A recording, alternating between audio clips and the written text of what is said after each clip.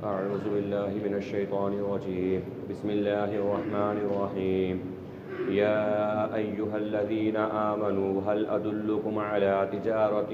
تنجيكم من عذاب أليم تؤمنون بالله ورسوله وتجاهدون في سبيل الله بأموالكم وأنفسكم ذلكم خير لكم إن كنتم تعلمون يغفر لكم ذنوبكم ويدخلكم جنات تجري من تحتها الأنهار ومساكن طيبة في جنات عدن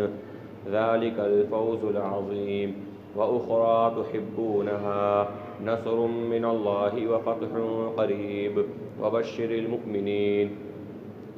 يا أيها الذين آمنوا كونوا أنصار الله كما قال عيسى بن مريم للحواريين من أنصاري إلى الله قال الحواريون نحن أنصار الله فآمنت طائفة من بني إسرائيل وكفرت طائفة فأيدنا الذين آمنوا على عدوهم فأصبحوا ظاهرين.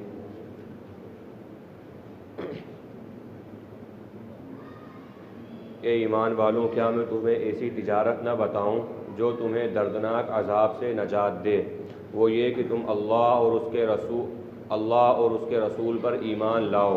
اور اللہ کے راستے میں اپنی جانوں سے اور اپنے مالوں سے جہاد کرو، یہ تمہارے لیے بہتر ہے اگر تم علم رکھتے ہو۔ وہ تمہارے گناہوں کو معاف کر دے گا اور تمہیں ایسی جنتوں میں داخل کرے گا جن کے نیچے سے نہریں جاری ہوں گی، اور بہترین پاکیزہ مکانوں میں رکھے گا، جنت عدن میں۔ یہ بڑی کامیابی ہے۔ اور ایک دوسری چیز جسے تم محبوب رکھتے ہو وہ یہ کہ اللہ کی مدد اور قریب ہی ملنے والی فتح ہے اور ایمان والوں کے لیے خوشخبری ہے۔ اے ایمان والو، تم اللہ کے مددگار ہو جاؤ، جیسا کہ عیسیٰ ابن مریم نے اپنے حواریوں سے کہا کہ تم میں سے کون ہے جو اللہ کے لیے میرا انصار اور مددگار ہوگا؟ حواریوں نے کہا ہم اللہ کے مددگار ہیں۔ چنانچہ بنی اسرائیل میں سے ایک گروہ ایمان لے کر آ گیا اور ایک گروہ نے کفر کیا۔ چنانچہ وہ لوگ جو ایمان لائے ہم نے ان کے دشمنوں پر مدد کی اور انہیں غالب کر دیا۔ یہ سورہ صف کا دوسرا رکوع ہے اور بہت مختصر سا رکوع ہے، لیکن اللہ رب العالمین نے اس رکوع کے اندر بہت ساری وضاحتیں اور بہت سارے اصول بیان فرمائے ہیں ایک مسلمان کے لیے کس طرح ایک بہترین معاشرہ، ایک صالح معاشرہ، ایک اچھا معاشرہ کس طرح وجود میں آئے۔ اللہ رب العالمین نے اس کے اصول بیان فرمائے کہ یہ چیزیں کرنے کی ہیں، ان کاموں کو اگر انسان کرے گا تو اللہ رب العالمین کی طرف سے بہترین چیزیں اس کو انعام کے اندر ملیں گی، بہترین چیزیں اس کو اکرام میں ملیں گی، اور اللہ رب العالمین کی طرف سے خاص طور پر اس کی عزت اور تکریم ہوگی۔ اور اگر ان کے خلاف کرا، یہ کام کے خلاف کوئی کام کرے تو اللہ رب العالمین کی طرف سے نہ تو مدد اور نصرت کا وعدہ ہے، نہ فتح و کامیابی اور کامرانی کا وعدہ ہے، بلکہ دنیا کی زندگی میں بھی ذلت اور آخرت کی زندگی کے اندر بھی ذلت کا پیغام ہے۔ اس رکوع کی پہلی آیت کے اندر اللہ رب العالمین نے ایمان والوں کو یہ بات کہی کہ اے ایمان والوں، کیا میں تمہیں ایسی تجارت نہ بتاؤں جو تمہیں دردناک عذاب سے نجات دے دے؟ اللہ رب العالمین نے ایمان والے کے لیے جہاد، اللہ کے راستے میں جانوں اور مالوں سے مجاہدہ کرنا، کوشش کرنا، قربانیاں دینا، اللہ رب العالمین نے اس کو تجارت سے تعبیر فرمایا ہے۔ اور یہ بہت واضح بات ہے، بہت موٹی سی بات ہے کہ تجارت ایسی چیز ہے جو انسان کو محبوب ہوتی ہے، اور تجارت ایسی چیز ہے جو انسان کو بہت جلدی ترقی تک پہنچا دیتی ہے۔ یعنی اگر کوئی انسان تاجر ہے، کوئی بزنس کر رہا ہے تو اللہ رب العالمین نے اس کے اندر برکت رکھی ہے، اور اللہ رب العالمین نے اس کی کمائی کو بھی حلال و طیب کہا ہے، اور بہت زیادہ برکت اس کے اندر اللہ رب العالمین نے رکھی ہے۔ اسی لیے بہت تاریخ اگر اٹھا کے دیکھ لیں تو اللہ والے جتنے برگزیدہ بندے اہل اللہ گزرے ہیں، بڑے لوگ گزرے ہیں، انہوں نے بھی تجارت کو بھی پسند کیا ہے کہ کہیں نہ کہیں کسی نہ کسی طریقے سے ہم اپنا کچھ مال، اپنا مال کچھ لگا دیں تاکہ اللہ رب العالمین اس کے ذریعہ میں رزق عطا فرمائے، روزی عطا فرمائے۔ بڑی برکتیں اللہ رب العالمین نے تجارت کے اندر رکھی ہیں۔ اسی لیے جب یہ بڑی چیز ہے، اہمیت والی چیز ہے، اور بہت زیادہ اہم چیز ہے، اس لیے اللہ کے نبی صلی اللہ علیہ وسلم نے اس کے اصول بھی بیان فرمائے ہیں۔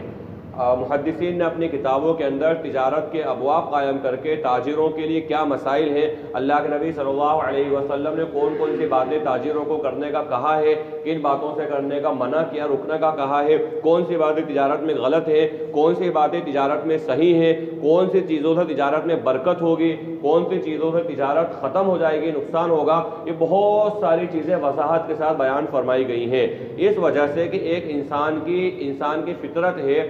اور اللہ رب العالمین نے اس کی عادت کے اندر یہ بات رکھی ہے کہ اگر وہ کوئی چیز لگاتا ہے، 100 روپے مثلاً اگر اس نے کسی چیز میں لگائے ہیں تو اس کی فطرت ہے، اس کی عادت ہے اور اس کا تقاضا ہے عقل کا بھی کہ وہ 100 سے کم 105 روپے کرے، 110 روپے کرے، 115 روپے کرے، تاکہ اس کو نفع حاصل ہو۔ اللہ رب العالمین نے ایمان والوں کے لیے اپنی جانوں اور اپنے مالوں سے جہاد کرنے کو تجارت سے تعبیر فرمایا ہے کہ جس طریقے سے تجارت کے اندر انسان کو فائدہ ہوتا ہے اور نفع ہوتا ہے، اسی طریقے سے اگر ایک شخص اللہ کے راستے میں اپنی جان کے ذریعے، اپنے مال کے ذریعے جہاد کرے گا، اللہ کے دین کو غالب کرنے کی کوشش کرے گا، تو اللہ رب العالمین اس کو دردناک عذاب سے بچا لے گا۔ اس کا انعام اور اس کا نفع اور اس کا اکرام یہ ہے کہ اللہ رب العالمین اسے دردناک عذاب سے بچا لے گا۔ تو فرمایا اے ایمان والو، اب یہاں پر ایمان والو اس آیت کے اندر بھی اور اس کے بعد بھی کہ تم اللہ اور اس کے رسول پر ایمان رکھتے ہو یا ایمان رکھنے کا دعویٰ ہے، یہ بات بہت اچھی طرح ہم سمجھتے ہیں، بہت اچھی طرح سمجھتے ہیں۔ بچپن سے ہمیں یہ بات سکھائی جاتی ہے، سمجھائی جاتی ہے کہ ایمان جو ہے وہ صرف زبانی جمع خرچ کا نام نہیں ہے۔ زبانی جمع خرچ یا زبان سے دعوے کا نام یا زبان سے اعلان کا نام اسلام ہے، ایمان نہیں ہے۔ اسلام اس کو کہا جائے گا کہ کوئی شخص ظاہر میں یہ کہے میں مسلمان ہوں، میں لا الہ الا اللہ محمد رسول اللہ کا ماننے والا ہوں، اور اس کی وجہ سے دنیا کے اندر بسنے والے جتنے بھی مذاہب ہیں، دنیا کے اندر بسنے والے جتنے بھی ادیان ہیں اور جتنے بھی لوگ ہیں، جتنی بھی قومیں ہیں، ان سب سے میں الگ ہوں، یعنی میں مسلمان ہوں، میں اللہ کی وحدانیت پر اور اللہ کے نبی صلی اللہ علیہ وسلم کی رسالت کے اوپر ایمان رکھتا ہوں۔ یہ اس کا دعویٰ ہے، اس کا زبانی دعویٰ ہے، اور یہ زبانی دعویٰ اس وقت تک مکمل نہیں ہو سکتا جب تک اس کے اندر ایمان نہ ہو۔ اور ایمان اور اسلام کبھی ایک دوسرے معنی کے اندر بھی استعمال ہوتا ہے، کبھی اسلام ایمان کی جگہ پر استعمال ہوتا ہے، کبھی ایمان اسلام کی جگہ پر استعمال ہوتا ہے، ایسا بہت موقعوں پر ہوا ہے۔ لیکن خلاصہ یہ ہے کہ اسلام کہا جاتا ہے اس چیز کو جو انسان ظاہر میں کہے کہ میں مسلمان ہوں، اسلام سے ہی مسلمان ہے، یعنی اپنے آپ کو یہ کہے کہ میں مسلمان ہوں، اللہ کی وحدانیت کو ماننے والا، اللہ کے نبی صلی اللہ علیہ وسلم کی نبوت اور رسالت کو ماننے والا ہوں۔ اور ایمان جو ہے، ایمان سے مومن بنا ہے، یعنی وہ شخص جس کے دل کے اندر، یعنی جو زبان سے دعویٰ کر رہا ہے ایمان اسلام کا، وہ اسلام اس کے دل کے اندر ہے یا نہیں، وہ اسلام اس کے اعمال کے اندر ظاہر ہو رہا ہے یا نہیں ہو رہا ہے، اس کا نام ایمان ہے۔ اس لیے ایمان دل کی کیفیت کا نام ہے اور اسلام ظاہر کے دعوے کا نام اور ظاہر کی بات کا نام ہے۔ اسی لیے قرآن کریم کے اندر ایک بہت مشہور آیت ہے کہ اللہ رب العالمین نے ایک واقعہ بیان فرمایا کہ جب اللہ کے نبی صلی اللہ علیہ وسلم کے پاس کچھ لوگ آئے جو ابھی اسلام قبول کر آئے تھے، ابھی زیادہ وقت انہیں اسلام قبول کرنے کو نہیں ہوا تھا، تو آتے کے ساتھ انہوں نے دعویٰ یہ کہہ دیا کہ آمنا، ہم لوگ ایمان لے کر آ گئے۔ قرآن کریم کے اندر پورا واقعہ ذکر ہے کہ قالت الاعراب آمنا، جب گاؤں کے دیہات کے کچھ لوگوں نے کہا ہم ایمان لے کر آ گئے، ہم ایمان والے ہو گئے، یعنی ہم مومن ہو گئے۔ اگر اس میں فاعل کے اعتبار دیکھا جائے تو ایمان پہ عمل کرنے والے ہو گئے، ایمان کے تقاضوں کو پورا کرنے والے ہو گئے، اور ہم ہر اعتبار سے کامل اور اکمل ایمان والے ہو گئے۔ حالانکہ یہ جملہ جب کہا گیا تو قرآن کریم میں اللہ رب العالمین نے یہ حکم نازل فرمایا، اللہ کے نبی صلی اللہ علیہ وسلم کو کہا، بولے ان سے کہو کہ تم ابھی ایمان لے کر نہیں آئے ہو، قل لم تؤمنوا، صاف اللہ کے نبی صلی اللہ علیہ وسلم کو حکم دیا ان سے کہو ابھی ایمان لے کر نہیں آئے ہو۔ کیوں ایمان لے کر نہیں آئے ہو؟ اس لیے کہ ابھی تمہیں اسلام میں داخل ہوئے کو وقت ہی کتنا ہوا ہے، تھوڑا سا لمحہ گزرا ہے، چند دن گزرے ہیں، چند گھڑیاں گزری ہیں، چند مہینے ایام گزرے ہیں، اور تم یہ دعویٰ کر رہے ہو کہ ہم ایمان والے ہیں۔ تو یہ مت کہو، بلکہ یہ کہو اسلمنا، ہم اسلام لے کر آئے، قل لم تؤمنوا ولکن قولوا اسلمنا، اور تم یہ کہو کہ ہم اسلام لے کر آئے۔ اب یہاں پر بھی اللہ رب العالمین نے بات کو مکمل نہیں کیا کہ چلو ٹھیک ہے ایک بات کے کرنے کا منع کر دیا کہ یہ بات مت کرو، اس کے بدل میں یہ بات کرو، یہ مت کہو کہ ایمان لے کر آئے، بلکہ یہ کہو کہ اسلام لے کر آئے۔ اتنے پر بھی بات کو مکمل نہیں کیا، حالانکہ بات مکمل ہو گئی ہے کہ اگر کوئی ایک ایسا جملہ کہا جو مناسب نہیں ہے، اس جملے کا منع کر دیا گیا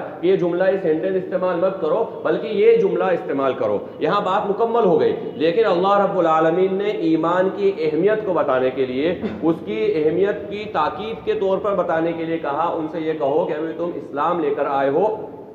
وَلَٰكِنْ قُولُوا أَسْلَمْنَا وَلَمَّا يَدْخُلِ الْإِيمَانُ فِي قُلُوبِكُمْ، اور ایمان ابھی تمہارے دلوں میں داخل نہیں ہوا ہے۔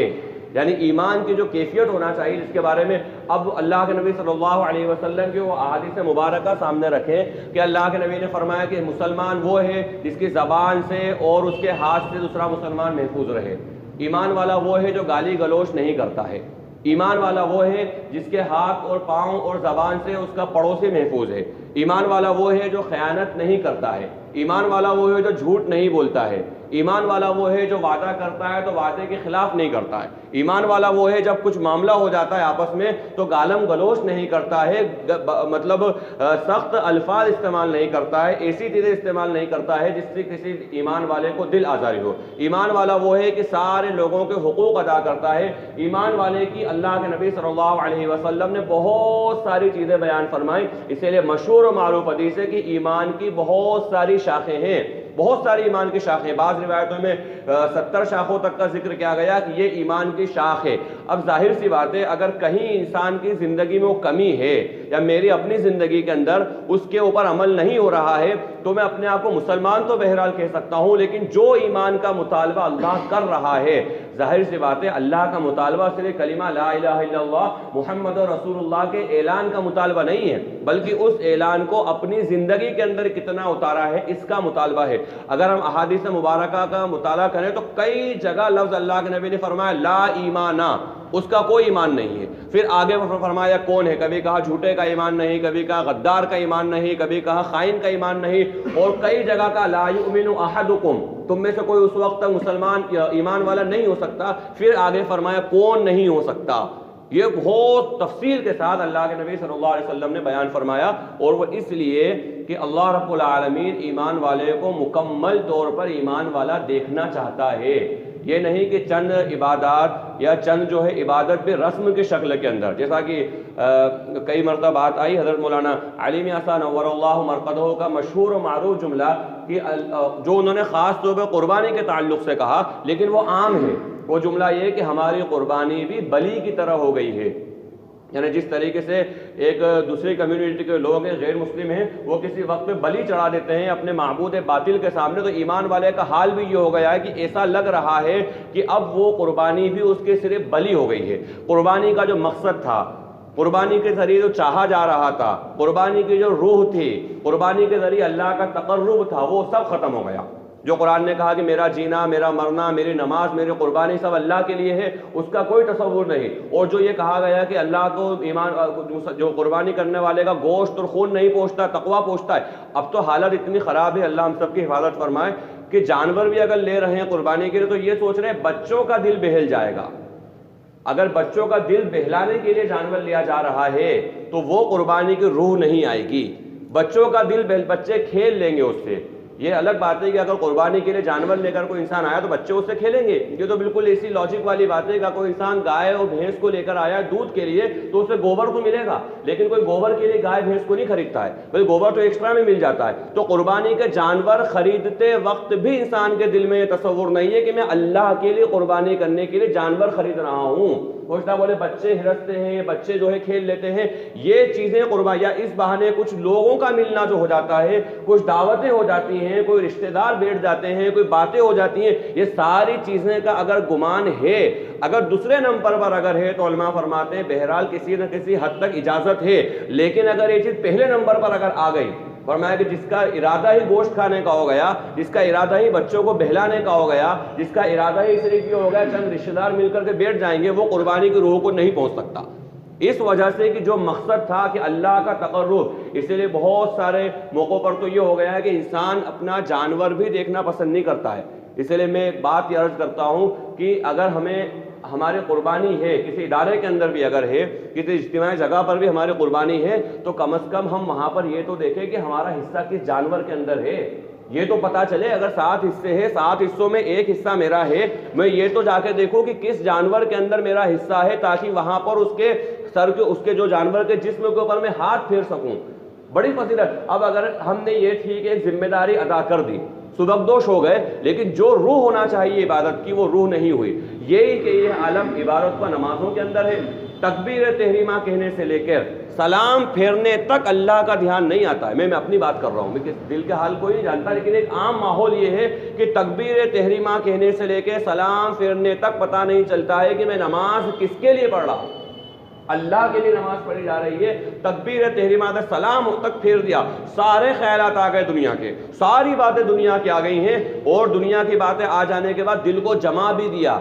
علماء نے لکھا ہے کہ وساوس تو نماز میں آتے ہیں، شیطان انسان کو گمراہ کرتا ہے، لیکن ان وسوسوں پر جم جانا یہ گناہ ہے۔ اگر وسوسے آ گئے ہیں تو انسان سوچے نہیں برے خیال ہے، اس کو جھٹک دے، اس کو ہٹا دے، اس کو درگزر کر دے، تو یہ تو انسان کی ایمان کی علامت ہے کہ اس کو خود برے لگ رہے ہیں۔ لیکن کئی بار وسوسے آئے، لیکن انسان نے اس کے اندر اپنے آپ کو جما دیا، پتہ چل رہا ہے کہ وسوسہ ہے، لیکن اس کے بعد بھی اسی چیز کو سوچ رہا ہے۔ حتیٰ کہ اللہ ہم سب کی حفاظت فرمائے کہ اگر امام صاحب کو سہو ہو جاتا ہے، پہلی صف، دوسری صف، تیسری صف، چوتھی صف تک کو کانفیڈنس نہیں رہتا ہے کہ رکعت کون سی ہوئی تھی۔ اگر امام صاحب کو تیسری رکعت میں سہو ہو گیا تو لقمہ دینے والے بہت سے احباب تو اس وجہ سے لقمہ نہیں دیتے کہ ان کو خوش شک تھا کہ تیسری ہے کہ چوتھی ہے۔ یعنی نمازوں کا عالم یہ جو اتنی بڑی عبادت، اتنی زبردست عبادت، جس کے بارے میں کہا اللہ سب سے بندہ اللہ کے سب سے زیادہ قریب نماز کی حالت میں ہوتا ہے، جب اس کو خاص طور پہ جب سجدے میں اس کا سر ہوتا ہے۔ پہلی صف کے اندر کھڑے ہوئے افراد میں سے گنتی کے 2-4 ہوتے ہیں جن کو پتہ رہتا ہے کہ امام صاحب سے ہوا ہے،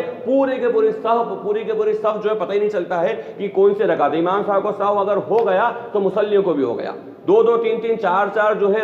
جو صفوں تک پتہ نہیں چلتا ہے کہ امام صاحب سے ہوا تھا۔ تو لقمہ دینے میں مطلب کانفیڈنس نہیں ہوتا انسان کو کہ کون سی رکعت ہے۔ یہ اس وجہ سے ہوتا ہے کہ نماز میں دھیان نہیں ہے۔ اسی طریقے سے روزے کا معاملہ ہے، سحری کرنے سے لے کے افطار کرنے تک ساری باتیں ہو رہی ہیں دنیا کی، لیکن یہ خیال نہیں آ رہا ہے کہ میں روزہ کس کے لیے رکھ رہا ہوں۔ یہی معاملہ حج کی عبادت کا ہے کہ حج کی عبادتوں میں شاپنگ بھی ہو رہی ہے، گھومنا پھرنا بھی ہو رہا ہے، کھانا پینا بھی ہو رہا ہے، لیکن جو رسم و رواج والا معاملہ رہ گیا، یعنی چند عبادتیں جو رسم والی رہ گئی ہیں وہ عبادتیں تو انسان کر لیتا ہے، لیکن ایکسٹرا جو چیزیں ہونا چاہیے یا اللہ کے تقرب والی جو چیزیں ہونا چاہیے وہ انسان میں ختم ہوتی چلی جا رہی ہیں۔ اس لیے اللہ رب العالمین نے جب ایمان والا کہا ہے، مخاطب کرا ہے، تو یہ کہ اس ایمان والے کو مخاطب کرا ہے جو اللہ جس کو مکمل ایمان والا دیکھنا چاہتا ہے کہ انسان جب بھی جو حال آ جائے اس حال کے اندر دیکھے کہ اس وقت ایمان کا تقاضا کیا ہے، میں جو کام کر رہا ہوں یہ ایمان کا تقاضا اس کے اندر کیا ہے۔ اپنے نفس کا جب جائزہ لے گا، موقع میں اپنے نفس کو ٹٹو لے گا اور یہ سوچے گا کہ اس وقت اللہ کا مطالبہ کیا ہے، اللہ کے نبی صلی اللہ علیہ وسلم کا طریقہ کیا ہے، تو انسان یقیناً ایمان والا جو اللہ نے بتایا ہے اس معیار پہ اتر جائے گا۔ کیونکہ بعض موقعوں پر ایک بات بڑی تلخ ہے، احباب اور ساتھی عام طور پہ کہہ دیتے ہیں جیسا اللہ کا مطالبہ ایسا تو کوئی بن ہی نہیں سکتا، جیسا اللہ کا مطالبہ ہے، جیسا اللہ ایمان چاہ رہا ہے ویسا تو ہم سے ہو ہی نہیں سکتا۔ یہ بات یقیناً ہے کہ انسان کو احساس کمتری احساس ہونا چاہیے اپنے کمتر ہونے کا، دعویٰ نہیں ہے، کیونکہ صحابہ اکرام کی جماعت کے بارے میں بھی ہے کہ دعویٰ ان کے، جبکہ ان کو رجسٹرڈ بھی ہیں، ان کے بارے میں کہا وَكُلًّا وَعَدَ اللَّهُ الْحُسْنَىٰ، اللہ نے تمام لوگوں سے حسنہ کا وعدہ کر رکھا ہے، لیکن اس کے بعد بڑے بڑے صحابہ، اجلہ صحابہ، کبار صحابہ اپنے ایمان کے بارے متفکر رہتے تھے۔ متفکر رہنا ایمان کی محنت کرنے کی علامت ہے، جب انسان متفکر ہوگا تو اس کے اندر محنت کا جذبہ پیدا ہوگا۔ لیکن یہ کہہ دینا کہ جیسا اللہ کا مطالبہ ہے ویسا تو ہو ہی نہیں سکتا، یہ غلط ہے۔ یہ غلط اس وجہ سے کہ اللہ کا مطالبہ کسی انسان سے اسی چیز کا ہے ہی نہیں جس چیز کے اوپر وہ عمل نہیں کر سکتا۔ کوئی سا مطالبہ اللہ کا ایسا نہیں ہے، لا یکلف اللہ نفسا الا وسعها، اللہ نے کبھی کسی ذات کو اس بات کا پابند نہیں بنایا جس بات کے اوپر وہ عمل نہیں کر سکتا۔ ہاں یہ دو چیزیں ضرور ہے کہ ایک تو ایمان کے بارے میں فکر مند کہ اپنے بارے میں دعویٰ نہیں، اور دوسری چیز یہ ہے کہ جو ایمان کو بنانے کا جو معیار بتایا ہے جو صحابہ اکرام کے ذات، اس کو سامنے رکھ کر، ہاں، اور اس کو سامنے رکھ کر کے ایمان کی محنت کرنا، اور اس کے بعد اللہ کے فضل کے اوپر چھوڑ دینا۔ اس وجہ سے کہ اللہ کے نبی صلی اللہ علیہ وسلم نے خود فرمایا کوئی شخص اپنے اعمال کی بنیاد پر جنت میں نہیں جا سکتا۔ کوئی سوچا کہ میں نے فجر کی نماز پڑھ لی، اللہ نے قبول کر ہی لی، پہلی بار تو قبول ہوئی کہ نہیں اس میں ہی پکا نہیں ہے، اور اگر قبول ہو بھی گئی تو اللہ کے دربار میں مجھے یہ بچا لے گی یا نہیں بچائے گی اس کا کوئی، کیونکہ بہت ساری چیزیں ایسی ہیں کہ انسان کی اس کے اندر بعض روایتوں میں کچھ گناہوں کے بارے میں ایسا آتا ہے کہ انسان کی مقبول نمازیں اللہ ختم کر دیتا ہے، 40 دن کی مقبول نمازیں اللہ ختم کر دیتا ہے انسان کی، وہ نمازیں جو اللہ کے بارگاہ میں قبول ہو گئی تھی۔ تو لہٰذا اپنے عمل کی بنیاد پہ کوئی دعویٰ نہیں کر سکتا کہ میں اپنے عمل کی بنیاد پہ جنت میں چلا جاؤں گا۔ اسی لیے اللہ کے نبی صلی اللہ علیہ وسلم نے فرمایا کوئی بھی نہیں۔ وہ سوال کرنے والے صحابہ نے پوچھا یا رسول اللہ صلی اللہ علیہ وسلم کیا آپ بھی؟ بولے ہاں میں بھی اپنے عمل کی بنیاد پر جنت میں نہیں جا سکتا، اللہ کے فضل کی وجہ سے میں جنت میں جاؤں گا۔ لہٰذا ایمان کے ساتھ میں محنت کرتے رہنا، عمل صالح کرتے رہنا اور اللہ کے ذات سے امید رکھنا، ورنہ یہ ہوتا ہے کئی بار کہ بات اس انداز سے کری جاتی ہے، اس تاکید سے کری جاتی ہے کہ سننے والے کو لگتا ہے کہ یار اتنی خطرناک باتیں تو لگتا ہے کہ اسلام پہ عمل مشکل ہی ہے، ناممکن ہے، بلکہ کئی بار بات کو اس انداز سے پیش کری جاتی ہے، اتنی سی بات اگر کوئی چھوٹی ہے، امت کو کبیرہ گناہ ہیں، بڑے بڑے گناہ ہیں، رسم و رواج ہے، وہ ساری کی ساری چیزیں بیان کرنا اور چھوٹی سے چھوٹی بات کو بھی بیان کرنا، ایک مستحب کی بھی دعوت دینا ہے، نفل کی بھی دعوت دینا ہے، لیکن جس کا جو معیار ہے، جس کا جو مقام اور مرتبہ ہے، اس مقام اور مرتبے کے حساب سے ہی دعوت دینا، یہ بھی حکمت کی بھی بات ہے اور شریعت کا تقاضا بھی ہے۔ یعنی کوئی انسان نے اگر الٹے ہاتھ سے لین دین کر دیا اور ایک انسان نے جھوٹ بولا، یہ دونوں گناہ میں برابر نہیں ہے، لیکن دونوں کے اندر الٹے ہاتھ سے کسی نے اتنا تاکید کے ساتھ، اتنا سختی کے ساتھ اس پہ رد کرا جاتا ہے کہ بیچارہ کو لگتا ہے کہ میں نے کبیرہ گناہ کر لیا۔ حضرت ابن عباس رضی اللہ عنہ کا عمل تھا، بعض موقعوں پر آپ الٹے ہاتھ سے لین دین کرتے تھے، اور وہ الٹے ہاتھ سے لین دین اس لیے نہیں کرتے تھے کہ آپ سنت کے خلاف کر رہے ہیں، ہمیشہ سنت کے مطابق لین دین کرتے دائیں ہاتھ سے، لیکن کبھی کبھی بائیں ہاتھ سے بھی کرتے تھے، اس وجہ سے تاکہ لوگ اس کو فرض اور واجب نہ سمجھ لیں۔ یعنی کہ ایسا نہیں ہو کوئی انسان نے کبھی غلطی سے یا اس کی عادت نہیں ہے، اس نے الٹے ہاتھ سے دے دیا اگر تو اس طرح سے اس کو اوپر سے نیچے تک دیکھا کہ پتہ نہیں کوئی کفر کر دیا اس نے، جو حضرت عمر بن عبدالعزیز رحمۃ اللہ علیہ کا مشہور جملہ ہے۔ ان سے کسی نے دیت کے بارے میں پوچھا، مکھی کی دیت کے بارے میں، کسی نے مکھی کو مار دیا تو اس کا خون بہا کیا ہوگا؟ انہوں نے کہا افسوس ہے اہل عراق کے اوپر، نواسے رسول کو تم نے قتل کر دیا، امام حسین رضی اللہ عنہ کو تو قتل کر دیا اور مکھی کی دیت پوچھ رہے ہو۔ یعنی جو چیزیں بڑی ہیں کرنے کی، جن سے بچنا تھا اس سے تو بچے نہیں، اور چھوٹی چھوٹی سی باتوں کے اندر جو ہے اتنا زیادہ پریشان کر دیا تو لوگوں کو لگ رہا ہے کہ اسلام پہ عمل کرنے مشکل ہو گیا۔ اللہ کے نبی صلی اللہ علیہ وسلم کی مشہور حدیث ہے یسروا ولا تعسروا بشروا ولا تنفروا، کہ لوگوں کے لیے آسانیاں پیدا کرو، مشکلوں میں ان کو مت ڈالو، اور لوگوں کو خوشخبریاں سناؤ، ان کو ڈراؤ مت۔ یہ چھوٹی چھوٹی سی باتوں کے اندر یہ معاملہ، اور اس کے خلاف بڑی بڑی چیزیں اگر ہیں کہ امت جو سود کے اندر ملوث ہے، امت جو ہے حرام خوری کے اندر ملوث ہے، امت جو ہے شادی بیاہ کی فضول رسموں کے اندر ملوث ہے، بے پردگی کے اندر ملوث ہے، جھوٹ کے اندر خطرناک گناہ، وہاں پر کوئی نکیر ہی نہیں، وہاں پر کوئی رد ہی نہیں، تو یہ اسلام کے نظام کو بدل دینے کے مترادف ہے۔ اللہ کے نبی صلی اللہ علیہ وسلم نے جس بات کو جتنا رکھا ہے، غلامی کا اور عبدیت کا تقاضا ہی یہی ہے کہ اللہ اور اس کے رسول صلی اللہ علیہ وسلم نے جس بات کو جس انداز میں رکھا ہے اور جس کی جو اہمیت رکھی ہے، اسی اہمیت کے ساتھ اس کو بیان کرا جائے۔ تو ایک ایمان والا، یہ چاہا جا رہا ہے کہ ہر لمحے کے اندر، ہر حال کے اندر ایمان والا مکمل طور پر ایمان والا ہو، صرف زبانی دعوے والا اسلام والا نہیں ہو کہ میں مسلمان ہوں، بلکہ مومن ہو۔ اس کی صفات بیان کرے گا کہ یہ ساری چیزیں اگر ہیں تو وہ انسان ایمان والا ہے۔ تو فرمایا اے ایمان والوں، کیا میں تم کو ایسی تجارت نہ بتاؤں جو تمہیں دردناک عذاب سے بچائے؟ وہ یہ کہ تم اللہ اور اس کے رسول پر ایمان لاؤ۔ اور یہ وہی بات ہے کہ ایمان لاؤ، یعنی جب ایمان لا چکے ہو پہلے سے ہی، اسلام لا چکے ہو پہلے سے، مخاطب ایمان والوں کو کرا جا رہا ہے، جیسا کہ بات آئی تھی کئی موقعوں پر کہ اللہ رب العالمین نے جو قرآن کریم کے اندر صیغہ استعمال کرا ہے یا ایھا الناس، تو اسے مفسرین فرماتے ہیں کہ یہاں تمام انسانیت مراد ہے، تمام لوگ مراد ہیں، یا ایھا الناس اے لوگوں، اور جب کہا یا ایھا الذین آمنوا تو اس سے ایمان والے مراد ہیں، جنہوں نے اسلام قبول کرا ہے وہ مراد ہے، یا منافقین کو بھی کبھی مخاطب کیا گیا اس وجہ سے وہ اپنا دعویٰ ایمان کا کرتے تھے، تو یہاں پر بھی اوپر مخاطب تو ایمان والوں کو کرا گیا ہے کہ تمہیں بہترین تجارت نہ بتاؤں جو دردناک عذاب سے بچائے، تو پھر کہنا کہ تم ایمان لاؤ اللہ اور اس کے رسول کے اوپر، تو بھائی وہ تو آلریڈی ایمان لا چکے ہیں، تو ان کو یہ کہنا تو ایک غیر مناسب چیز نظر آتی ہے۔ تو کہا غیر مناسب چیز نہیں ہے، بلکہ یہ مکمل ایمان، جیسا ایمان چاہا جا رہا ہے کہ چھوٹی سے چھوٹی چیز سے لے کے بڑی سے بڑی چیز تک انسان ایمان والا ہو۔ تو تم ایمان لاؤ اللہ اور اس کے رسول پر، وَتُجَاهِدُونَ فِي سَبِيلِ اللَّهِ بِأَمْوَالِكُمْ وَأَنفُسِكُمْ، اور اللہ کے راستے میں اپنے مالوں سے اور اپنی جانوں سے جہاد کرو۔ اللہ کے نبی صلی اللہ علیہ وسلم نے بہت سارے موقعوں پر امت کو کئی سارے کاموں پر ابھارا ہے، اور یہ کہ ایمان والے کی ذمہ داری ہے کہ وہ صرف مخصوص عبادتیں کر کر نہ رہ جائے کہ بھئی ٹھیک ہے فجر کی نماز ہوئی، فجر کی نماز پڑھ لی اور ظہر تک اب کوئی نماز نہیں ہے، عشاء کو چاشت پڑھ لی زیادہ سے زیادہ، یا انفرادی ذکر و اذکار کر لیے۔ اللہ کے نبی صلی اللہ علیہ وسلم کی امت خیر امت ہے۔ اس امت کا اطلاق جو ہے خیر امت، اس امت کو علی الاطلاق کہا گیا ہے خیر امت ہے، یعنی اس امت کے لیے وہ جملہ صحیح نہیں ہے کہ اپنی اپنی قبر کا حساب دینا ہے، یہ جملہ اس امت کے لیے صحیح نہیں ہے۔ اس امت کو تو پوری امت کی ذمہ داری دی گئی، حساب تو ظاہر سی بات ہے سب کو اپنی اپنی قبر کا دینا ہے، لیکن ذمہ داری تمام لوگوں کو تمام امت کی دی گئی ہے۔ اس لیے اگر ایک ایمان والا اگر نماز پڑھ رہا ہے، روزے رکھ رہا ہے، سارے نیک اعمال کر رہا ہے، وہ اس کی انفرادی زندگی کے اعمال ہیں، کم از کم وہ ایسے کسی کار خیر کے اندر لگ جائے جو امت کے فائدے کے لیے ہو۔ یعنی کوئی بھی کام اللہ نے اس کو کوئی صلاحیت دی ہے، مثال کے طور پہ موٹی سی بات ہے، کسی انسان کوئی کاریگر اس کو کوئی کام آتا ہے تو وہ چاہے کہ میں میری قوم کے ایک دو بچوں کو سکھا دوں یہ کام۔ اگر کوئی انسان پڑھا لکھا ہے تو وہ چاہے کہ میں میری قوم کے دو چار بچوں کو پڑھا دوں۔ اللہ نے اس انسان کو جس معیار پہ رکھا ہے وہ چاہے کہ میرا فائدہ جو اللہ نے جو دیا ہے اس کے ذریعے میرے ساتھ کے میرے امت کے دو چار پانچ لوگ میرے ذریعے فائدہ اٹھا لے، صرف اپنی عبادتیں یا اپنے معاملات کر کے اکتفا نہ کرے بلکہ امت کی بھی فکر کرے، اور امت کی فکر کے اندر جس طریقے سے دین کی فکر ہے، اللہ کے نبی صلی اللہ علیہ وسلم بہت تاکید سے فرمایا کہ ایمان والا ایمان والے کے لیے آئینہ ہے، ایمان والا ایمان والے کا بھائی ہے، ایمان والے کے بہت سارے حقوق ہیں، وہیں وہ یہ بھی فکر کرے کہ اگر اللہ نے مجھ کو صلاحیت دی ہے تو میں اس صلاحیت کے ذریعے اپنے ایمان والے بھائی کی مدد کروں، چاہے اس کے ذریعے بظاہر وہ دنیا ہی کمائے۔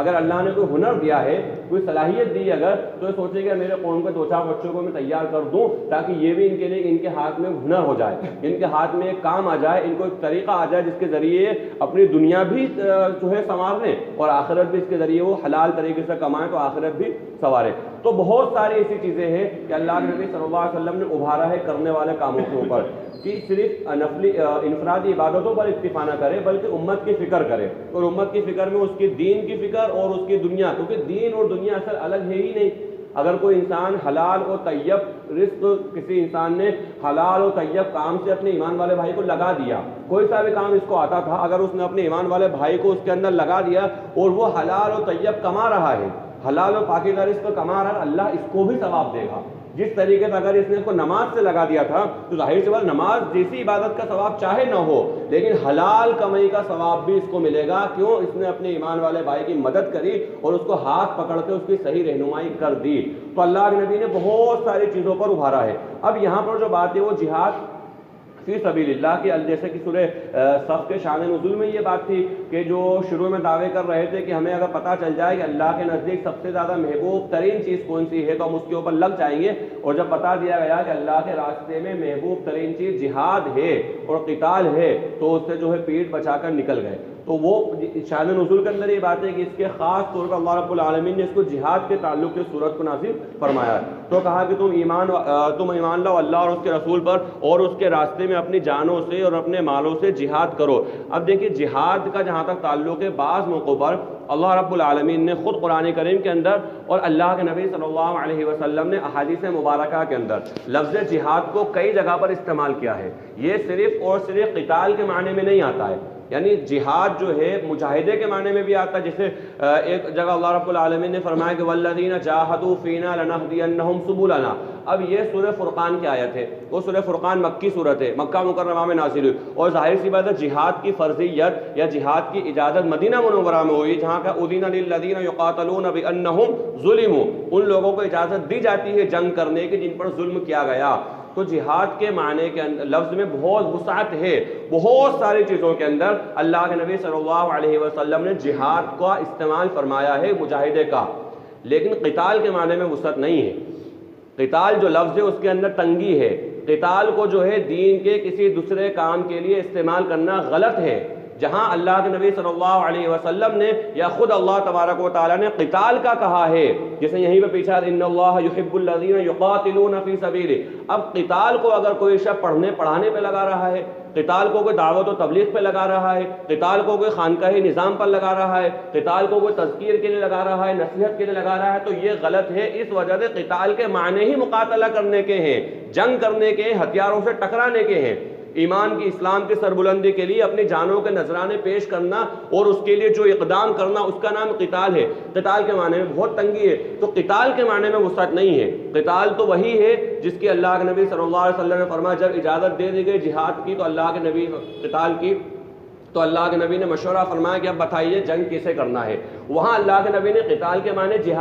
قتال کے معنی جنگ کرنا ہی لیے تھے، کیونکہ قتال کے معنی میں تنگی ہے، اس کے معنی مخصوص ہے۔ ہاں جہاد کے معنی میں بہت وسعت ہے۔ اب یہاں پر اللہ ہم سب کی حفاظت فرمائے کہ امت میں دو طبقے ہو گئے۔ ایک طبقہ تو وہ ہے کہ قتال کو بھی چاہے جہاں استعمال کر رہا ہے، جہاں دل کر رہا ہے، اگر کسی دینی کام کے اندر لگا ہوا ہے وہ قتال کی آیتوں کو بیان کر رہا ہے۔ قتال جو شان نزول کے اندر قتال تھا، جس کے واقعے کے اندر قتال تھا، اس کو بے دھڑک بیان کر رہا ہے اپنے کام کے اندر۔ اور ایک دوسرا طبقہ یہ ہے، وہ کہہ رہا ہے کہ جہاد صرف جنگ کرنے کا نام ہے، جہاد دین کے کسی بھی کام میں استعمال نہیں ہو سکتا، جہاد صرف جو ہتھیار اٹھانے کا نام ہے۔ یہ دونوں طبقے افراط اور تفریط کا شکار ہو گئے ہیں، دونوں طبقے، اور دونوں کہیں نہ کہیں غلط ہیں۔ جہاد کے معنی میں وسعت ہے دین کے ہر کام کے اندر، حتیٰ کہ سعید المسیب رحمہ اللہ ایک تابعی ہیں، ان سے کسی نے کہا، بولے کہ جہاد کو کھول کے بتائیے جہاد کیا ہے، تو انہوں نے کہا کہ اگر کوئی شخص اپنے گھر سے جمعے کی نماز کے لیے نکل رہا ہے تو یہ بھی جہاد ہے۔ اگر کوئی اپنے گھر سے تیار ہو کر کے، نہا دھو کر کے، محنت کر کے گھر سے نکل رہا ہے مسجد جمعے کی نماز کے لیے، کہا یہ بھی جہاد ہے۔ تو جہاد کے معنی میں اتنی وسعت ہے کہ دین کے تمام تر کام، جتنے بھی کام دین کے ہو رہے ہیں، اللہ کی رضا کے لیے ہو رہے ہیں، وہ سارے کام جہاد میں شامل ہو سکتے ہیں۔ قرآن و حدیث کے اندر اللہ کے نبی صلی اللہ علیہ وسلم اور اللہ رب العالمین کی جو باتیں ہیں، جو وضاحتیں، اس سے یہ بات بالکل ظاہر ہے، لہذا اس کے معنی میں تنگی نہیں کری جائے۔ اور قتال کے معنی میں وسعت نہیں ہے، قتال کے معنی وسیع نہیں ہے، اس کے معنی میں تنگی ہے، تو اس کو تنگ رکھا جائے کہ اس کے معنی جنگ کرنا ہی ہے، اس کے معنی ہتھیار اٹھانا ہی ہے، اور ہتھیار کے ذریعے اللہ کے دین کو غالب کرنا ہی ہے۔ تو فرمایا کہ اے ایمان والوں، تم اللہ اور اس کے رسول پر ایمان لاؤ اور اللہ کے راستے میں اپنی جانوں اور اپنے مالوں کے ساتھ جہاد کرو، ذالکم خیر لکم ان کنتم تعلمون۔ اللہ رب العالمین اس کو خیر بتا رہا ہے، یعنی اللہ رب العالمین اپنے اعتبار سے ایمان والوں کو اس بات پر آمادہ کر رہا ہے کہ کچھ نہ کچھ کرو۔ یہ جو رونا رویا جاتا ہے بہت سے موقعوں پر، صرف رونا رونے سے کچھ نہیں ہوگا، یعنی ایک امت کا مزاج باتیں کرنے کا زیادہ ہو گیا، کام کرنے کا نہیں۔ جو کہا جاتا ہے نا کہ بھئی کام سے کام وجود میں آئے گا اور باتوں سے باتیں وجود میں آئیں گی، امت کا مزاج باتیں کرنے کا بہت ہو گیا، یہ ہو رہا ہے، وہ ہو رہا ہے، یہ ہو رہا ہے، وہ ہو رہا ہے۔ اگر انسان کام کرنا چاہے، اگر وہ کام کے میدان میں اگر اتر جائے تو اللہ ایسے راستے ہموار کرے گا کہ دنیا دیکھتی رہ جائے گی۔ مثال کے طور پر ایک عام سی بات ہے کہ ہمارے اپنے کھجرانہ کے اندر جو لاک ڈاؤن کے زمانے میں، یعنی پچھلے لاک ڈاؤن کے، اس بار تو فیلحال بہت سی چیزیں کھلی ہوئی بھی تھی، پچھلے لاک ڈاؤن کے زمانے میں اللہ رب العالمین کا طرف سے ایسا کرنا ہوا کہ ایمان والوں نے وہ کام انجام دیا ہے کہ کوئی غریب جو ہے بھوکا نہیں سویا ہے۔ ہاں یہ ضرور ہے کبھی کسی تک خبر نہیں پہنچی، کیونکہ کئی بار کیا ہوتا ہے کہ ایک تو کچھ ہم میں سے اس ٹائپ کے لوگ ہوتے ہیں کہ چھوٹی سی بات کو بڑی بنا کے پیش کر دیتے ہیں اور میڈیا تک پہنچ جاتی ہے، تو کچھ واقعات ایسے ہو گئے اخباروں میں آ گئے کہ صاحب فلاں کے گھر میں کھانے کو نہیں تھا، فلاں کے گھر میں، تو یہ بات ہوئی ہے، اس سے انکار نہیں ہے، لیکن یہ صرف اس وقت تک ہوئی ہے جب تک کہ لوگوں کو پتہ نہیں چلا ہے کہ ان کو ضرورت ہے اس چیز کی، جب تک لوگوں کو پتہ نہیں چلا ہے۔ اور جب لوگوں کو پتہ چل گیا ہے کہ ہماری بہن کو یا ہمارے بھائی کو یا ہمارے ایمان والے کوئی بزرگ ہیں ان کو اس چیز کی ضرورت ہے، تو لوگوں نے الحمدللہ دل کھول کر دیا ہے، اور اتنا دیا ہے کہ لوگ مثالیں دیتے ہیں کہ اتنے مہینے گزر گئے، کوئی سرکاری مدد نہیں، کوئی سرکاری امداد نہیں، کوئی ڈونیشن نہیں، اس کے بعد الحمدللہ ایمان والوں نے اتنا بڑا کام کر دیا کہ کوئی بھوکا نہیں سویا ہے۔ اور یہ تو صرف جو ہے پیسے دینے کا یا اس کا معاملہ ہے، اور اس کے ساتھ ساتھ محنتیں، یعنی جس وقت لوگ پیسہ تو دے رہے تھے لیکن ہاتھ سے ہاتھ ملانے کو تیار نہیں تھے، لوگ ایک دوسرے سے دور رہے تھے. ایسے وقت میں نوجوانوں نے الحمدللہ ثم الحمدللہ کام کرا ہے اپنی جان پر کھیل کر, یا یہ کہا جائے سر پر کفن باندھ کر کے کام کرا ہے کہ لوگوں نے پیسہ تو دے دیا, چلو ٹھیک ہے آپ خرچہ کر لو, لیکن لوگ گھروں سے نکلنے کو تیار نہیں ہیں. ایسے وقت کے اندر سامان پہنچانا, لوگوں کے گھروں تک سامان پہنچانا, ان کے دروازے تک رکھ کر کے آنا, اور اس کے بعد ان کو اور یہ کہنا کہ آپ کو ضرورت پڑے آدھی رات کو ہم تیار ہیں, اس منظم طریقے سے کار. تو جب یہ کام ورنہ اس کے پہلے جو کیا ہوگا لاک ڈاؤن کے اندر, غریب بیچارہ پریشان, مالدار پریشان, کیا ہوگا اتنے لمبے لاک ڈاؤن میں کیسے جئیں گے, کیسے کیا ہوگا. لیکن جب ٹھان لی کہ کرنا ہے تو اللہ رب العالمین نے کام کروا دیا. لہٰذا ہمیں باتیں کم کریں, کام زیادہ کریں, کہ جو کام جو میرے بس کے اندر ہے, جیسا کہ شروع میں عرض کیا کہ جو اللہ نے مجھے صلاحیت دی ہے امت کے لیے میں لگ جاؤں. کہ جو علامہ اقبال رحمۃ اللہ علیہ کی طرف منسوب ایک شعر ہے, بہرحال ان کا ہے یا نہیں واللہ اعلم, کہ ہر جو افراد کے ہاتھوں میں ہے اقوام کی تقدیر, ہر فرد ہے ملت کے مقدر کا ستارہ. ہر شخص کو اللہ رب العالمین نے صلاحیت دی ہے کہ امت کے لیے کھڑا ہو سکتا ہے. اگر نہیں بہت بڑے لیول پر تو میں کسی ایک چھوٹے سے لیول کے اوپر, تو میرا پڑوسی اگر پریشان اس کے لیے کھڑا ہو جاؤں, کوئی رشتہ دار میرا پریشان اس کے لیے کھڑا ہو جاؤں. اور اتنے بڑھیا نظام, زکوٰۃ کا نظام الحمدللہ ایمان والوں کے یہاں پر ہے. یہ تو میں صرف ایک مال کی تنگی کے اعتبار سے بتا رہا ہوں, ورنہ جو چیزیں ہیں ان تمام چیزوں کے اندر ایمان والا کھڑا ہو جائے, ٹھان لے کہ میرے کو کرنا ہے, تو اللہ رب العالمین راستے ہموار کرے گا. ورنہ باتیں اگر صرف کرتے رہیں گے تو باتوں سے باتیں وجود میں آئیں گی, اور کام اگر کریں گے تو اس کام سے کام انشاءاللہ وجود میں آئے گا. تو کہا کہ یہ تمہارے لیے بہتر ہے اگر تم جانتے ہو. یغفر لکم ذنوبکم, یہ اللہ اور اس کے رسول کے راستے میں جہاد, اللہ اور اس کے رسول پر ایمان کے تقاضوں کو پورا کرنا اور اللہ کے راستے میں جہاد کرنا, اس کے نتیجے میں کیا ہوگا, اللہ تمہارے گناہوں کو معاف کر دے گا اور تمہیں جنتوں میں داخل کرے گا. ایسی جنتیں جن کے نیچے سے نہریں جاری ہوں گی, اور بہترین پاکیزہ مکان جنت عدن کے اندر بہترین مکان, بہترین ٹھکانہ اللہ رب العالمین عطا فرمائے گا. ذالک الفوز العظیم, یہ کامیابی بڑی کامیابی ہے. دنیا کے اندر انسان کامیاب ہوتا ہے, اس سے انکار نہیں ہے, کبھی جذبات میں آ کے کہ یہ بھی کہہ دینا کہ یہ کیا کامیابی ہے, تو بہرحال لغوی اعتبار سے تو جملہ اپنی جگہ صحیح ہے, لیکن یہ جذبات والی بات ہے. یہ کیا بھئی, کوئی انسان ہے وہ سوچتا ہے میرے بچے سیٹل ہو جائے, کوئی انسان چاہتا ہے کہ میری تجارت اچھی ہو جائے, کوئی انسان چاہتا ہے کہ میری اولاد اچھے پڑھ لکھ لے, یہ ساری چیزیں, تو یہ بھی ٹھیک ہے, اس میں کوئی برا نہیں ہے اگر انسان کا یہ جذبہ ہے یا انسان کے خواب اگر ہے, اس کا انکار نہیں کرا گیا ہے, لیکن اس کو کامیابی, اصل کامیابی نہیں کہا گیا, یا اس کو بڑی کامیابی نہیں کہا گیا, یا اس کو اللہ نے کامیابی نہیں کہا. اللہ رب العالمین نے کامیابی اس کو کہا ہے کہ دنیا سے جانے کے بعد,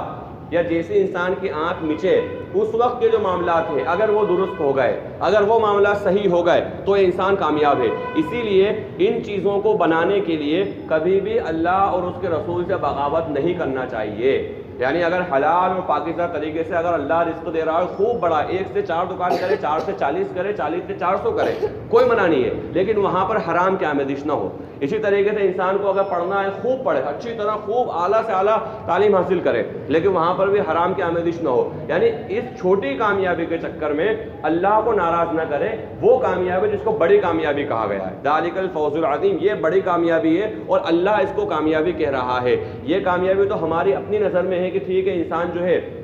لالچی بھی ہے, جس کو کہا کہ انسان کے اندر کچھ شو ہے, کوئی لالچ ہے, وہ چیز بھی انسان پسند کرتا ہے, لیکن سب سے بڑی کامیابی وہ کامیابی جس کو اللہ نے کامیابی کہا. اور دنیائی کامیابی تو کامیابی ہے ہی نہیں, اگر غور کرا جائے تو کوئی کامیابی نہیں ہے. انسان کے آنکھ نیچے کی بات ختم, وہ کامیابی ہے ہی نہیں. اللہ نے اس کو کامیابی کا, دنیا کو تو کہا کہ مچھر کے پر کے برابر ہے, دنیا کے بارے میں تو کہا کہ یہ جو ہے دھوکے کا گھر ہے, اس کے بارے میں کہا تو ذلیل کر دینے والی ہے, اس کے بارے میں کہا کہ یہ تو مچھر کا پر ہے, اسی طریقے کا ختم ہو جانے والی ہے, لوگوں کو دھوکہ دینے والی ہے, کئی ساری چیزیں کہیں. لیکن اس کے بعد بھی ہم اگر کامیابی سمجھ رہے ہیں ان چیزوں کو تو ایک حد تک وہ ٹھیک ہے, لیکن اصل کامیابی آخرت کی کامیابی, جس کے بارے میں کہا ذالک الفوز العظیم, اور اللہ فرما رہا ہے کہ یہ بڑی کامیابی ہے. وَأُخْرَىٰ تُحِبُّونَهَا,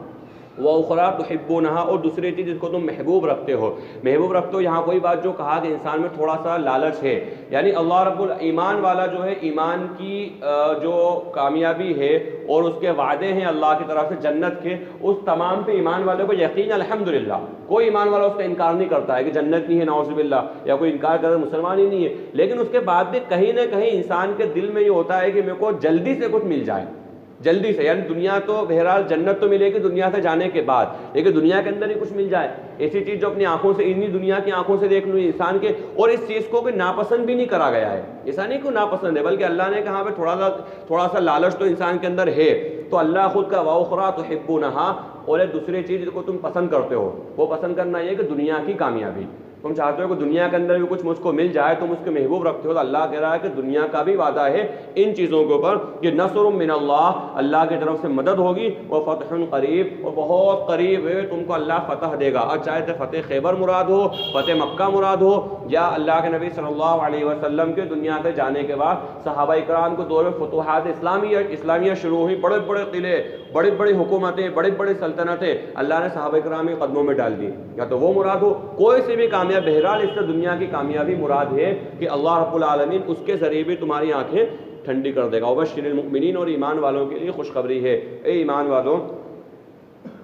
اللہ کے انصار، اللہ کے مددگار بن جاؤ، جیسا کہ عیسیٰ ابن مریم نے اپنے حواریوں سے کہا کہ اللہ کی طرف یا اللہ کے لیے کون میری مدد کرنے والا ہے۔ حضرت عیسیٰ علیہ السلام پر ایمان لانے والے برگزیدہ بندے جن کو حواری کہا جاتا ہے، ان سے حضرت عیسیٰ علیہ السلام نے ان کی تشکیل کری اور ان سے سوال کرا کہ کون میری مدد کرے گا، کون میرا انصار بنے گا، کون اللہ کے دین کی جو ہے مدد اور نصرت کرے گا، تو حواریین نے کہا ہم انصار ہیں، ہم اللہ کے مددگار ہیں۔ یہی چیز ہے کہ ایمان والے کی زندگی میں ہونا چاہیے کہ جب جیسے حال آ جائیں، زبان حال سے اس کو بلایا جا رہا ہو یا زبان قال سے، یعنی ڈائریکٹ بلایا جا رہا ہو یا انڈائریکٹ بلایا جا رہا ہو کہ بھائی آؤ دین کی مدد کرو، اب جو ہے آپ کے مال کی دین کو ضرورت ہے، آپ کی صلاحیت کی دین کو ضرورت ہے، آپ کے جو ہے طاقت کی دین کو ضرورت ہے، جو بھی اللہ نے انسان کو چیز دی ہے اس کی جب بھی دین کو ضرورت پڑے تو انسان اس پہ لبیک کہہ دے، اور یہ ایسی چیز ہے کہ ہر وقت معاملات ایسے آتے رہتے کب انسان کی کس چیز کی ضرورت پڑ جائے، یہ اللہ رب العالمین نے ہر انسان کو کچھ نہ کچھ صلاحیت دی، یعنی کہا کہ اگر کوئی انسان صرف نٹ کھولنا جانتا ہے، اگر اس کے علاوہ کچھ نہیں آتا اس کو، تو بہت زیادہ پرانے نٹ جو کسی سے نہیں کھل رہے ہیں وہ اس کو کھول دے گا، یعنی وہ بھی انسان بیکار نہیں ہے۔ تو جب اللہ رب العالمین کی طرف سے مطالبہ ہو کہ بھئی آؤ اپنی صلاحیت بتلاؤ، اللہ نے جو تمہیں دیا ہے اس کو بتاؤ، اس کے جوہر دکھاؤ جو اللہ نے نعمت تم کو دی ہے، تم اللہ کے دین کی مدد کرو، تو ہر انسان دیکھے کہ کون سا کام ایسا ہے جو میں کر سکتا ہوں۔ صحابہ کرام کے زمانے میں بھی یہ ہوتا تھا، اور اس کے بعد میں آج تک یہ چیز چلی آ رہی ہے کہ جب اجتماعی نظام ہوتے ہیں تو اجتماعی نظام کے اندر یہ سوال کرا جاتا ہے، بھائی جیسے مثال کے طور پہ اللہ وہ دن پھر لے کر کے آئے، بھوپال اجتماع ہوتا ہے، حلقے کے اندر بات آتی ہے، مشورہ ہوتا ہے، بھائی پلمبر اتنے چاہیے، الیکٹریشین اتنے چاہیے، پارکنگ کا نظام سنبھالنے والے لوگوں کی ضرورت ہے، یہ سارے کے سارے لوگ جو ہے امت کے ہی افراد ہیں۔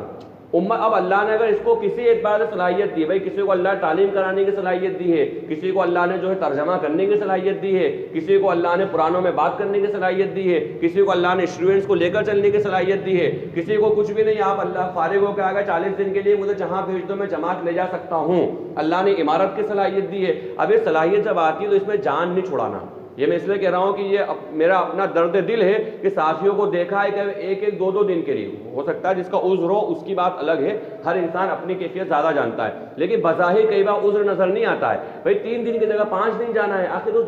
2 دنوں میں ایسا کیا ہو جائے گا، اس سے کون سی قیامت ٹوٹ جائے گی کہ ہم جو ہماری جان کو بچا رہے ہیں، اگر ہم اپنے پہلو کو بچائیں گے تو وہ کام کون کرے گا؟ وہ کام امت کا کام ہے، اگر وہ کام ہم اپنے آپ کو بچائیں گے، ہم سوچیں گے دوسرا کر لے، تیسرا کر لے، چوتھا کر لے، اور ظاہر سی بات ہے سب اپنے آپ کو بچاتے ہوئے نکل جائیں گے تو کام کون کرے گا اتنا بڑا کام؟ تو اس وقت ایسے حالات کے اندر چاہے وہ اجتماع کی ایک مثال دی گئی، اجتماع کا مسئلہ ہو، اجتماعی نظام کا تعلق ہو، یا کبھی بھی ایسی ضرورت پڑ جائے کہ جو اللہ نے مجھے صلاحیت دی ہے یہ صلاحیت کو دکھانا ہے، اس صلاحیت کے جوہر بتانا ہے، تو میں انشاءاللہ اس کے لیے لبیک کہہ رہا ہوں کہ جب مجھ سے کہا جائے کون بنے گا اللہ کا مددگار، تو میں کہوں نہیں، میں نحن انصار اللہ، ہم اللہ کے مددگار میں سے ہیں،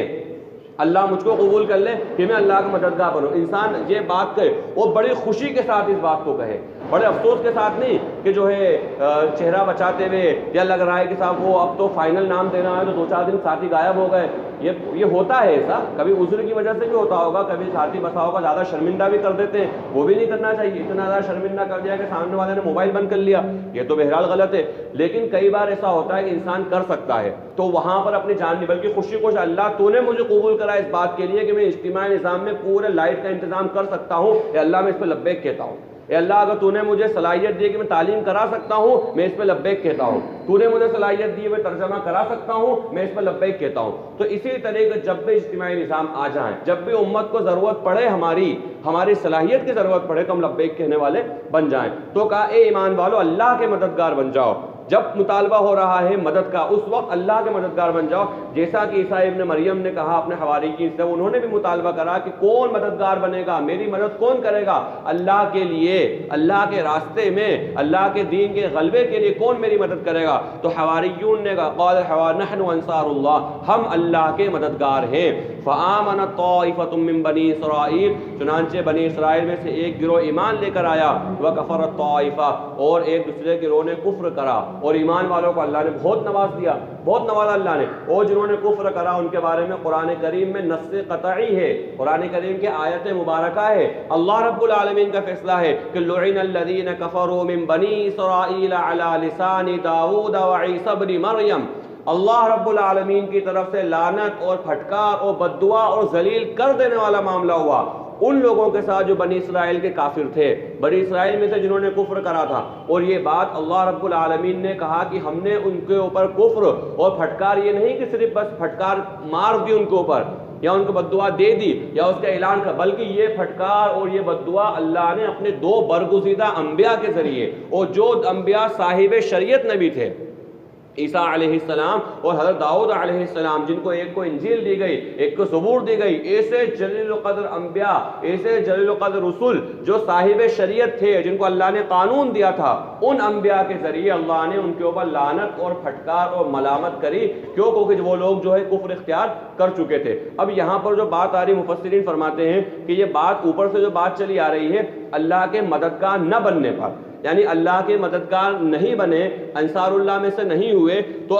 انصار نے تو کہا کہ ہم اللہ کے مددگار ہیں، چنانچہ وہ ایمان لے کر کے آ گئے، اور دوسرا گروہ جو ایمان لے کر نہیں آیا، اللہ رب العالمین نے اس بات کو کفر اور ایمان سے جوڑ دیا۔ یعنی ظاہر سی بات ہے کہ اگر کوئی شخص یہ کہے کہ صاحب میں یہ کام اللہ نے صلاحیت تو دی لیکن میں نہیں کر رہا، تو یقیناً وہ کافر نہیں ہوگا، کافر نہیں ہوگا، نہ کوئی یہ کہ بہت بڑا مجرم ہو جائے گا، لیکن یہ ضرور محرومی کی علامت ہے،